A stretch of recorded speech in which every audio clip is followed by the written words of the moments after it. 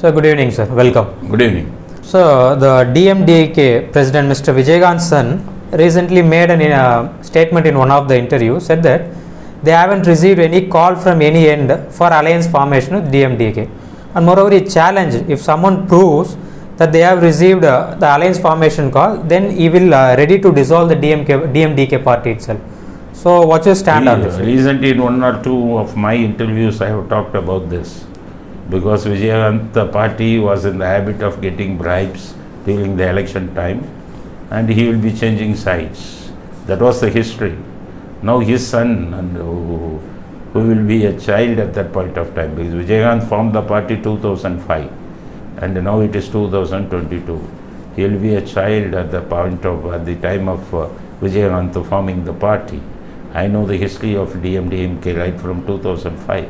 2005 Vijayakanth formed the Dmdk, and 2006 assembly election he had contested alone, and he had got considerable number of votes, 8% to 10% he had got. Everybody, all the political parties, all the people of Tamil Nadu got surprised that he had got such a huge vote of 8 to 10%. Because after that, the MP election, that is Lok Sabha election, had come 2009. This person, the Vijayakanth, should have, what happened, so many parties have approached for alliance. At that point of time, Congress and Vijayakanth was about to join with the ADMK. At that point of time, he had received a huge sum from Congress. That was the information at that point of time. And again, he had contested alone. So only after receiving the party amount. And 2011, there was an assembly election, and he had aligned with the ADMK party. It was common knowledge that he had received huge money from Sasigala, and after getting 40 seats or 41 seats, after getting huge amount. If he did not get a huge amount, how he had started 2 TVs? That was my question.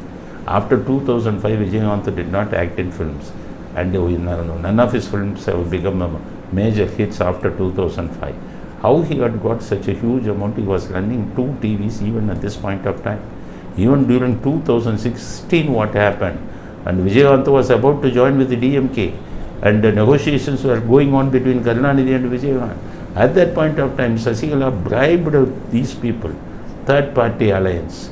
So Vaiko, Tirumavalavan, Communist, and Dmdk. They have formed an alliance, third party alliance, only just to split the DMK, just to make the DMK not come into power.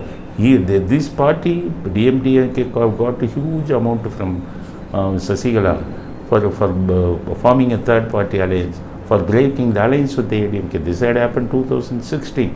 And after the 2021, what had happened? The efforts were on the way to align with the ADMK. Dmdk was about to join with the ADMK alliance. BJP was also a part of it. PMK was also a part of it. At that point of time, what happened? They were given 14 assembly seats. They have been given 1 parliamentary Rajya Sabha seat. They had almost accepted. But there was some ditch, because they have been asking huge amount for election expenses. But Edappadi Palaniswamy did not accept. At that point of time, Stalin had intervened. Stalin was thinking that if Vijayakanth had aligned with the ADMK, they will capture the power. Just to break the alliance, what Stalin had done, he had approached Sasigala, and he had asked him to break the alliance. Then Sasigala had talked with Pravalada Vijayakanth. So many huge amount was given. They had broke the alliance. They had broken the alliance with Dmdk. They had broken the alliance at the last minute with the ADMK, and they had joined with the TTV Dinagaran's AMMK party, Amma Makkal Munnetra Kalagam party, after getting a huge amount. All these facts were known to all the political leaders, all the political parties. Even people of Tamil Nadu knew this very well.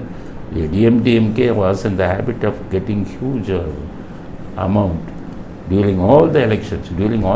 That is why all the political parties in Tamil Nadu have been surviving with the huge amount of money, simply because of this money dealing at the time of election. Because you can see in other states, They will be, all the opposition parties will be starving for funds.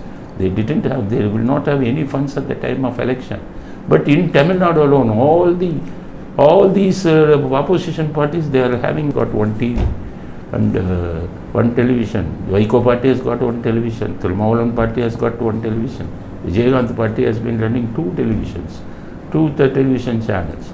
So this is how even here, all the opposition parties will be getting huge amounts during the time of elections. These people will be waiting for the elections to come because they will have a jackpot. This is how DMDK has got jackpots at 2 or 3 elections. That is why they have been surviving. So what Vijayakanth's son has said, that his name is Prabhakaran, I think. Yes, sir, Prabhakaran. And it's absolutely untrue. All the political observers knows about this.